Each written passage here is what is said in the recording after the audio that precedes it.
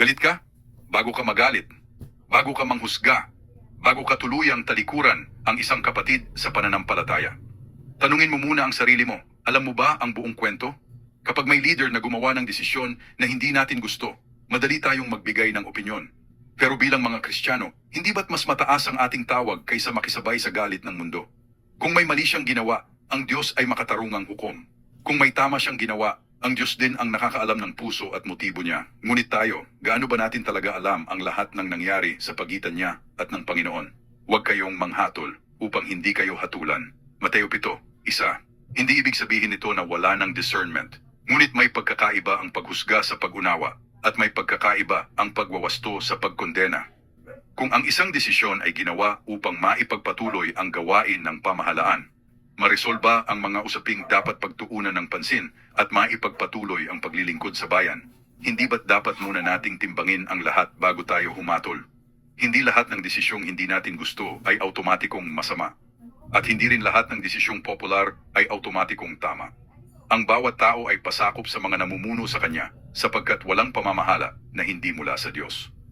Roma 13:1. Hindi nito sinasabing perpekto ang mga leader. Hindi nito sinasabing hindi sila maaaring magkamali. Ngunit ipinapaalala nito na ang Diyos pa rin ang may huling salita sa lahat ng may kapangyarihan. At kung ang isang leader ay nagtuturo ng salita ng Diyos ngunit siya mismo ay hindi sumusunod dito, siya ay mananagot sa Panginoon. Ang bawat isa sa atin ay magsusulit ng kanyang sarili sa Diyos. Roma 14:12. Kaya ang tanong ay hindi lamang, tama ba siya? Kundi, tama ba ang puso ko sa paghusga ko sa kanya? Alalahanin natin si Moises. May mga nagrebelde laban sa autoridad na itinakda ng Diyos at nakita nila ang bigat ng kanilang ginawa. Hindi dahil perpekto si Moises, kundi dahil ang pagre-rebelde laban sa itinalagang kaayusan ng Diyos ay seryosong bagay sa kanyang paningin. At dahil sa pagdami ng kasamaan, ang pag-ibig ng marami ay lalamig. Mateo 24:12. Mga kapatid, kung sa tao lang tayo titingin, madidismaya talaga tayo. Dahil walang pastor, walang senador, walang leader, at walang Kristiyano ang perpekto, ngunit hindi naman tao ang dahilan kung bakit tayo sumunod kay Kristo. Hindi tayo naligtas ng pastor, hindi tayo naligtas ng senador, hindi tayo naligtas ng anumang organisasyon, si Jesus lamang ang ating tagapagligtas. At tandaan, si Jesus mismo ay hinatulan, nilait, dinuraan at ipinako sa krus kahit wala siyang kasalanan. Kung ang anak ng Diyos ay nakaranas ng maling paghatol mula sa tao, gaano pa kaya tayong mga ordinaryong tao?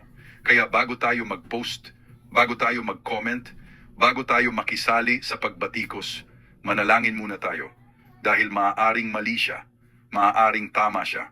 Ngunit ang sigurado, ang Diyos ang nakakakita ng puso. At sa huli, hindi palakpak ng tao ang ating hahabulin. Palakpak ng Diyos ang pinakamahalaga. Well done, good and faithful servant. Kaya imbes na maghasik ng pagkakahati-hati, manalangin tayo para sa ating mga leader, sa ating mga kapatid at sa ating bayan. Sapagkat ang tunay na Kristiyano ay hindi kilala sa lakas ng kanyang panghuhusga, kundi sa lalim ng kanyang pag-ibig, pagpapakumbaba at pagtitiwala sa Diyos. Manalangin hindi manghusga, magtulungan hindi magrebelde, at manatiling nakatingin kay Kristo, hindi sa tao.